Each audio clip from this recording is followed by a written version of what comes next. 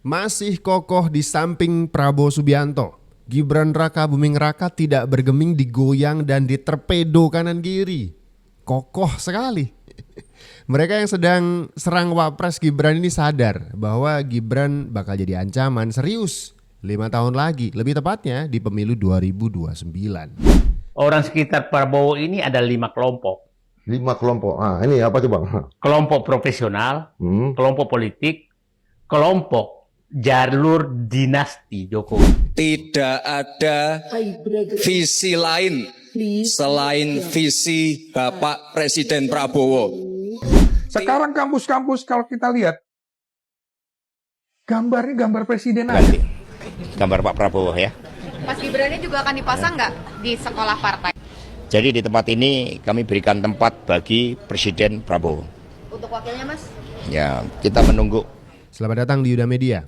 Said Didu sebut orang-orang Prabowo terpecah menjadi 5 kelompok dan kelompok Gibran harus diwaspadai karena dia ancaman. Ini pada nggak belajar apa? Menyerang Gibran itu mustahil dan juga percuma karena Pak Prabowo sendiri yang milih Gibran. Orang sekitar Prabowo ini ada 5 kelompok. 5 kelompok. Ah, ini apa coba? Kelompok profesional, kelompok politik, kelompok jalur dinasti Jokowi. Itu di dalamnya yang keempat kelompok oligarki, wakil oligarki. Yang kelima adalah kelompok juru maki. Kerjanya hanya memaki-maki siapapun yang mengkritik Jokowi. Itu maksudnya mengkritik Jokowi atau memaki yang mengkritik Jokowi? Kalau memaki Jokowi dan mengkritik Jokowi sepertinya itu Pak Said Didu sendiri.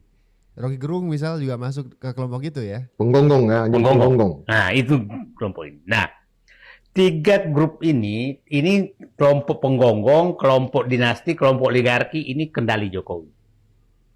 Besar dong, Boy ya? Besar. Banyak ya? Banyak. Kayak Zulkifli Hasan tuh tiga-tiganya. Dia jalur partai karena ketua partai, tapi dia juga kelompok pemaki, siapapun mengkritik Jokowi dimaki sama dia. Tapi dia juga kelompok 4 malah dinasti, pembela dinasti, dia juga kelompok pembela oligarki. Nah, ini yang musuhnya Prabowo. Jadi sebenarnya Pak Bang bilang sekarang itu menurut saya baru sedang terjadi perebutan kekuasaan yang sebenarnya. Perang-perang tersembunyi. Ya. Ini perebutan kekuasaan yang sebenarnya antara Prabowo dengan Jokowi. Antara yang ingin bangsa ini maju, bebas korupsi, bersih, bebas oligarki, dengan orang Jokowi yang ingin itu berlanjut. Ini sedang terjadi. Bukan kudeta merangkak lagi ya? Bukan. Kudeta yang kelihatan dari sisi wacana ya. Coba lihat, pantaskah? Kan begini, kita lihat Pratiknola. Setelah menjemput bapaknya, nemani sholat, dia langsung memuji-muji wakil presiden terhadap gerakan lapor presiden. Mana ada menteri memuji wakil presiden? Mereka cukup aneh ketika melihat sesuatu yang menurut mereka itu belum pernah terjadi. Misalkan Mas Gibran cukup punya kapabilitas untuk menjadi wapres. Mereka jarang sekali melihat ini. Bahkan ketika Pak Yusuf Kala terlalu hiperaktif di zaman Pak SBY kemudian digantikan di periode kedua tidak lagi memakai Pak Yusuf Kala, mereka lebih nyaman begitu. Karena Pak Yusuf Kala dianggap sebagai wakil presiden yang seperti presiden gitu. Nah sekarang kita punya Gibran Raka Buming Raka, wakil presiden dari kalangan muda yang tentu saja buat kalangan tua mereka kesulitan memahami sosok seorang Gibran. Jadi apapun yang mereka lihat sebagai anomali itu adalah sebuah kesalahan. Gibran adalah sosok yang salah. Kok bisa gitu? Cuman gak apa-apa nih, ada 5 kelompok kata Said Didu.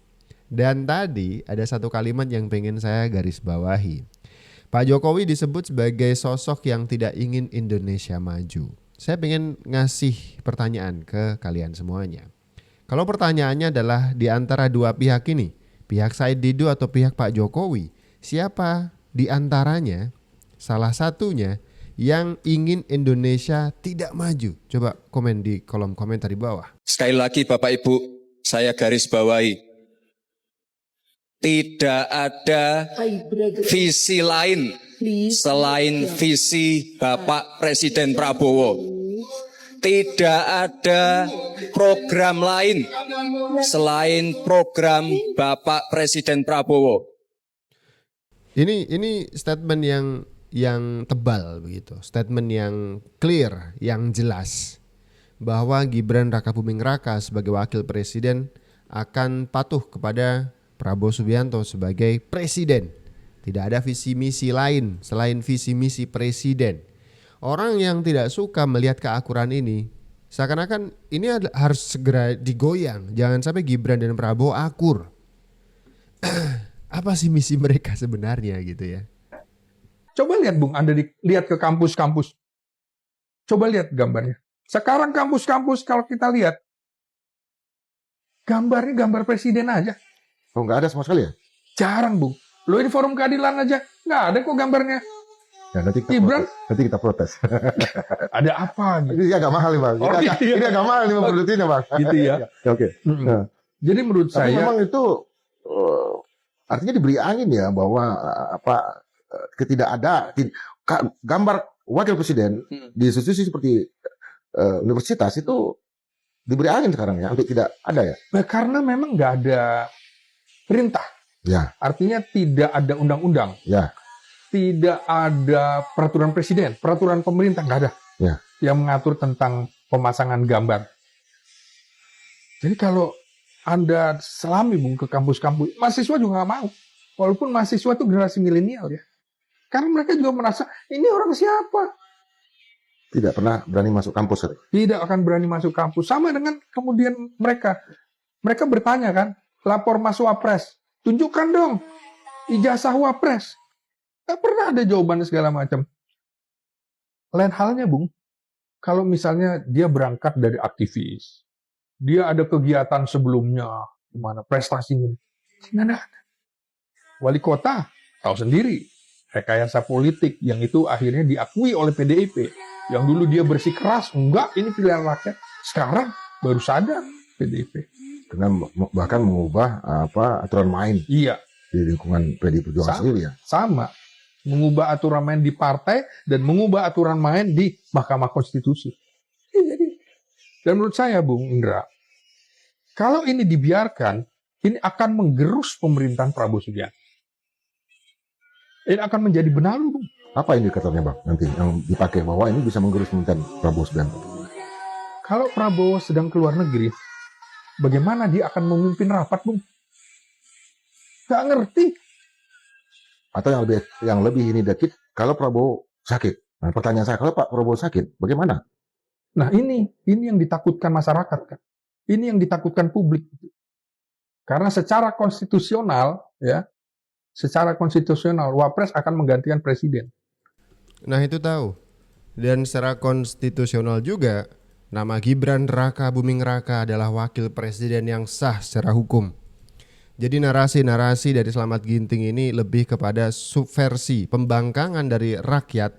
Ya kita tidak memandang pemerintahan ini sebagai pemerintahan otoriter. Tapi dengan menyebut wakil presiden sebagai beban daripada pemerintahan demokrasi ini sedang menunjukkan bahwa ada satu orang yang tidak menghormati konstitusi. Karena sekali lagi, Mas Gibran itu adalah produk dari demokrasi. Pilpres 2024 dimenangkan oleh Prabowo dan Gibran. Bagaimana ada seorang yang katanya intelektual dan pengamat politik tidak bisa melihat dari sudut pandang yang ini, bahwa hukumnya sah secara legal dan secara formal begitu, bahwa nama Gibran Rakabuming Raka adalah wakil presiden dari Pak Prabowo. Kemudian dengan cara tidak memasang foto Mas Gibran itu sebagai bentuk ekspresi kekesalan, saya kira itu adalah bentuk ekspresi kesalahan yang receh ya. Seperti yang ini pernah juga nggak pasang foto Mas Gibran. Tadi kan di ruangan konpres tadi Pak masih Jokowi Ma'ruf. Itu kenapa tuh Pak? Ya nanti kita ganti gambar Pak Prabowo ya. Mas Gibrannya juga akan dipasang nggak di sekolah partai? Jadi di tempat ini kami berikan tempat bagi Presiden Prabowo. Untuk wakilnya Mas? Ya kita menunggu ya kebenaran ditegakkan. Alasannya kebenaran ditegakkan. Mereka udah kalah di MK dan mereka sama-sama tahu bahwa putusan MK adalah final dan mengikat. Bagaimana bisa sampai sekarang masih menyebut sebagai produk yang tidak sah? Namanya Gibran Rakabuming Raka, produk tidak sah. Katanya kita adalah negara hukum. Mereka sendiri tidak menghormati produk hukum itu sendiri, putusan hukum. Ini adalah contoh politik yang buruk. Halo, kebetulan hari ini saya berkesempatan untuk RDP di Komisi 10. Nanti kita lihatnya, ada nggak foto Nemase yang terpasang? Ini Boloya. Ini Boloya masih persiapan untuk RDP nanti ya. Nah, ini meja pimpinannya dan ada nggak fotonya? Coba lihat ini. Nah ini ya. Ada itu di gedung DPR. Mas Gibran. Jadi ada ya Komisi 10 DPR RI. Tolong fotokan sini. Oke, ini boleh ya. Nih, cetok, jelas, nah, ada. Oke, boleh itu dulu ya. Anak-anak Banteng pengen foto itu diganti dengan foto Puan Maharani. Seperti waktu ada gonjang-ganjing katanya PDIP mau masuk ke kabinet. PDIP mensyaratkan dikasih 3 menteri dong, 3 kursi menteri. Dan satu lagi nih, minta posisi wakil presiden. Maunya begitu. Buat anak Abah itu pengennya ada foto Anies di sana. Di sebelah mana nih? Presiden dan wakil presiden terpilih 2024 adalah Prabowo Gibran. Ini fakta. Tidak perlu orang jenius untuk memahami fakta segamblang ini. Bagaimana ada orang-orang yang masih memendam sakit hati, memandang bahwa Gibran adalah satu hal yang mereka tolak begitu. Denial istilahnya. Benarkah Gibran anak haram konstitusi? Ini kan menarik ya, karena kemarin sempat muncul protes-protes ya terkait soal pencalonan Gibran ini oleh banyak pihak dituduhkan sebagai sebuah tindakan politik yang tidak etis gitu ya, karena dia maju dengan terjadinya perubahan terlebih dulu pada syarat pencalonan cawapres itu, sehingga sampai ada tuduhan Gibran itu dianggap sebagai anak haram konstitusi gitu ya. Nah itu berlebihan sebenarnya. Jadi pada level hukum, pada level tata negara, kalau sesuatu itu sudah menjadi hukum, berarti sudah tidak bisa lagi sebenarnya pertimbangan etik dimasukkan ke wilayah itu. Jadi soal hak Gibran menjadi calon wakil presiden itu adalah hak asasinya Gibran sebenarnya. Bahkan kalau Gibran maju menyatakan keberatan terhadap pembatasan itu haknya dia. Jadi tidak ada pelanggaran etik di situ. Orang mau menuntut haknya untuk dipilih. Jadi itu sebenarnya perluasan demokrasi itu sesuai dengan norma demokrasi, sesuai dengan etik demokrasi. Jadi etik demokrasi itu adalah perluasan hak sebenarnya. Jadi perdebatan etik itu adalah perdebatan yang harusnya mendahului perdebatan hukum. Tapi kalau sesuatu sudah menjadi produk hukum, itu perdebatan etik itu sudah tidak relevan lagi. Jadi sebenarnya etik itu adalah norma, menjadi norma itu menjadi dasar untuk pengambilan keputusan. Jadi bagaimana meletakkan sebuah perluasan itu apakah melanggar etik atau tidak melanggar etik? Kalau saya berpendirian, perluasan hak itu adalah perlindungan terhadap norma demokrasi justru gitu loh. Jadi orang makin mudah, bahkan orang yang bisa memilih itu bisa dipilih. Nah itu harus sama, setara itu gitu loh. Jadi ada kesetaraan, jadi ada norma kesetaraan di sana. Itulah etika demokrasi sebenarnya. Tapi yang lebih bisa kita analisa adalah bagaimana sebenarnya mereka itu standar ganda sih. Mereka menyebut Mas Gibran ini adalah produk dari cacatnya hukum. Tapi ketika hukum itu istilahnya ngasih untung ke mereka, misalkan nih turunnya threshold di pengajuan pilkada gubernur kemarin di Jakarta, sampai akhirnya PDIP bisa maju tanpa diturunkan threshold itu atau ambang batas itu, PDIP itu nggak bisa maju di pilkada gubernur Jakarta. Mereka berterima kasihnya minta ampun, ini adalah hadiah dari MK untuk kami. Mereka lupa, mereka menyebut MK sebagai mahkamah keluarga. Mahkamah konstipasi katanya. Menghinakan institusi hukum. Berikut produk hukumnya. Mereka gagal di Pilpres kemudian mengajukan gugatan PHPU Pilpres ke MK. Kalah nih, gak terima. Sampai-sampai Hasto tadi tidak mau memasang foto Gibran.